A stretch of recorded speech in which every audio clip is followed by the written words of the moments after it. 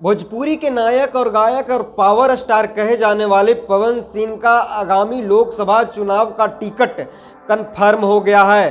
पवन सिंह की बात नरेंद्र मोदी और अमित शाह ने मान ली।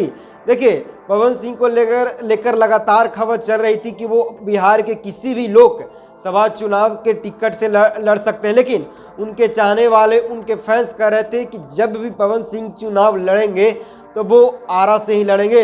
लेकिन बीजेपी ने खेल कर दी और नरेंद्र मोदी की टीम ने पवन सिंह को बिहार से नहीं बल्कि पश्चिम बंगाल के आसनसोल से चुनाव लड़ने के लिए टिकट कंफर्म किया, ऐसे सूत्रों के हवाले से पता चला है। नमस्कार, मैं विकास और आप देख रहे हैं चौकस भारत न्यूज। देखिए, पवन सिंह लगातार इन दिनों पॉलिटिशियन से मिल रहे हैं। जब से बिहार में एनडीए की सरकार बनी है तो वो उप मुख्यमंत्री विजय कुमार सिन्हा से मिले, फिर नीतीश कुमार से मिले। लेकिन खबरें ये भी चल रही थी कि अगर बीजेपी से बात नहीं बनती है तो आरजेडी के टिकट पे आरा से चुनाव लड़ेंगे। लेकिन कल दिल्ली में बैठक थी और शीर्ष नेतृत्व, बीजेपी के शीर्ष नेतृत्व की बैठक थी और इस बैठक में पवन सिंह के पश्चिम बंगाल के आसनसोल लोकसभा संसदीय क्षेत्र से टिकट कंफर्म माना जा रहा है। आपको थोड़ा पीछे अगर उस संसदीय क्षेत्र का इतिहास बताता हूं तो थोड़ा पीछे ले चलता हूं।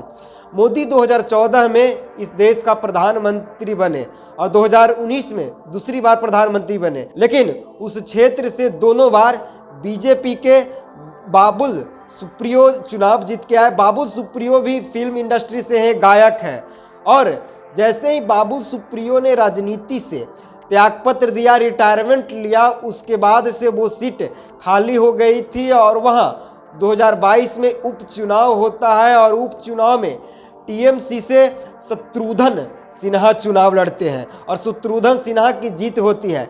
और अब खबरें ये लग रही है कि टीएमसी से शत्रुघ्न सिन्हा आएंगे और बीजेपी से पवन सिंह चुनाव लड़ेंगे, यानी कि दोनों बिहारी बाबू बंगाल में जाके धमाल मचाएंगे और बंगाल के आसनसोल लोकसभा क्षेत्र में दोनों का आमने सामने का टक्कर रहेगा। लेकिन अगर आसनसोल की बात की जाए तो आसनसोल के जनता सुपर स्टार को ही चाहती है। सबसे पहले 2 टर्म बाबुल सुप्रियो, उसके बाद जैसे वो सीट खाली हुई तो शत्रुघ्न सिन्हा जो अभिनेता है उनको उन लोगों ने चुन के भेजा। लेकिन अब बीजेपी के टिकट पे पवन सिंह का जाना तय माना जा रहा है। देखिए, दोनों बिहार से आते हैं। पवन सिंह बिहार के आरा के रहने वाले हैं, वही शत्रुघ्न सिन्हा भी पटना के रहने वाले हैं। 2014 में जब मोदी लहर थी तब पटना साहिब से शत्रुघ्न सिन्हा ने बीजेपी के टिकट पे जीते थे, लेकिन बीजेपी से बागवत होके वो कांग्रेस के टिकट पे 2019 में चुनाव लड़ा था पटना के साहिब से ही, लेकिन उनको हार का सामना करने पड़ा। और जैसे ही बाबुल सुप्रियो वो त्यागपत्र देते हैं, राजनीति से संन्यास लेते हैं, उसके बाद से वो सीट खाली होती है और उस सीट पे उपचुनाव जब होता है तो टीएमसी का जीत होता है। लेकिन अब आगामी लोकसभा चुनाव के गिने चुने दिन बाकी हो गए हैं। एक के बाद एक पार्टी अपना कैंडिडेट का नाम अनाउंस कर रही है। बीजेपी भी आसनसोल से पवन सिंह का टिकट कंफर्म किया है। आपको बता दें कि पवन सिंह लगातार मीडिया में बयान दे रहे हैं कि हमारी माता का इच्छा है कि हम राजनीति में आए, लोगों के सेवा दें। लगातार वो मीडिया में जितने भी बिहार को हो, चाहे नेशनल लेवल की मीडिया हो, एक के बाद एक बयान दे रहे हैं। और कहा ये भी जा रहा था कि वो प्रेशर बना रहे हैं ताकि हमारा टिकट कंफर्म हो। और आपको बता दें कि 3 भोजपुरी के नायक हैं जो उस सांसद बन चुके हैं। मनोज तिवारी दिल्ली से हैं, उसके बाद गोरखपुर से रवि किशन, उसके बाद आजमगढ़ से निरहुआ।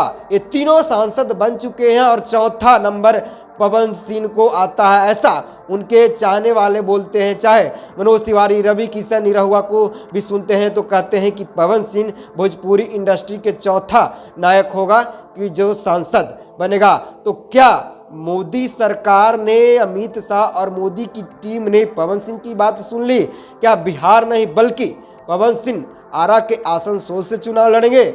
इसी तरह के तमाम खबर को देखने के लिए देखते रहिए चौकस भारत न्यूज। अगर मेरी वीडियो अच्छी लगे तो लाइक कीजिए, सब्सक्राइब कीजिए और ज़्यादा से ज़्यादा शेयर कीजिए। और कुछ कमेंट हो, आपके मन में राय हो तो कमेंट बॉक्स में ज़रूर अपनी राय को रख सकते हैं। धन्यवाद।